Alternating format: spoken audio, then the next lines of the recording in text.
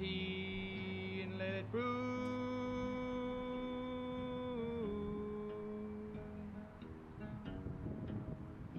Oh,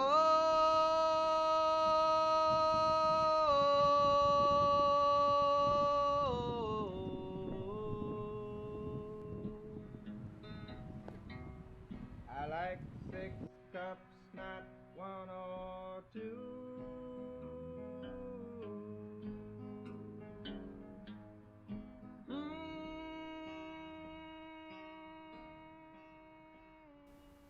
I thought about my trip to Germany with my mother, visiting my aunt and uncle and my cousin. I think I was 16. It was my cousin's graduation. He'd gone to a military high school in Stuttgart. I remember my trip to Bitches, France, which is a real town. I don't know if it's actually pronounced that way, but it's spelled that way, and I still think that's hilarious. I remember how much alcohol I drank, being 16 at the time. That is totally legal in Germany. We actually had to kind of dodge a bunch of MPs on the base just to get out to the field where they would run around a track, do their drills and everything. But we went on to drink cheap wine, get hammered, and smoke weed.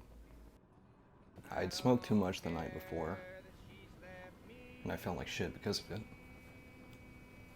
Not only that, but I had just had a falling out with one of my close friends, someone who I had pursued a relationship with, and then that kind of fell apart. It's weird how everything seems so much better the further and further you get away from it.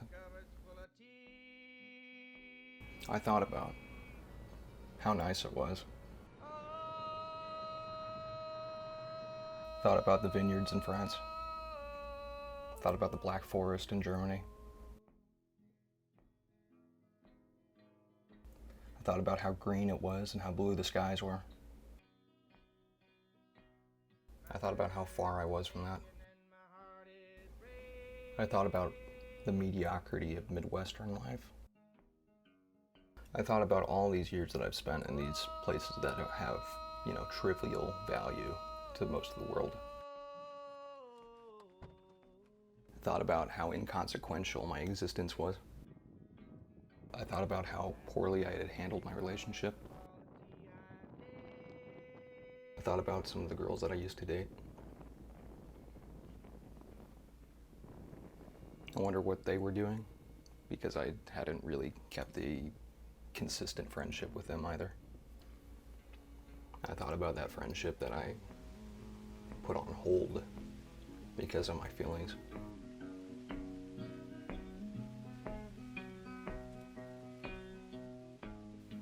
I thought about the passage of time.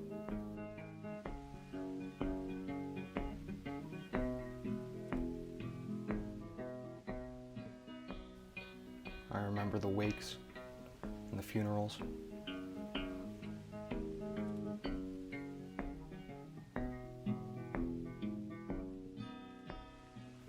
I remember how alien they felt.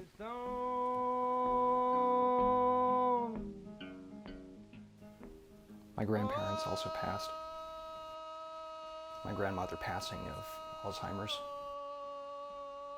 My grandfather passed last year. I had been avoiding him. I was afraid of death.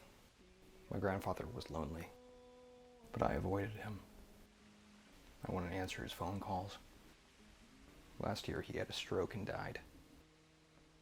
I still drive his pickup truck. My grandmother used to bring around a pin, a little needle, and some thread, and spare buttons, just in case anybody's button came off during Mass. One of them is still there, in the passenger seat of that pickup truck, stuck under the sun shield.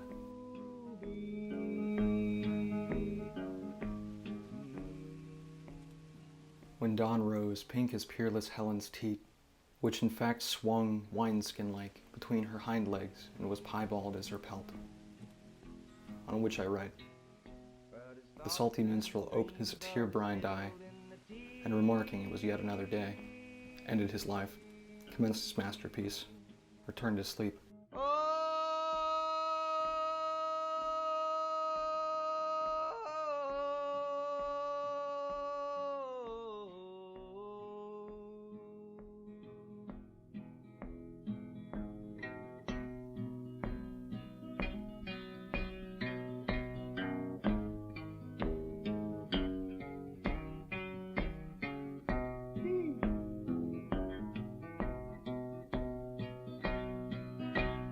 Drink my tea and sit and dream.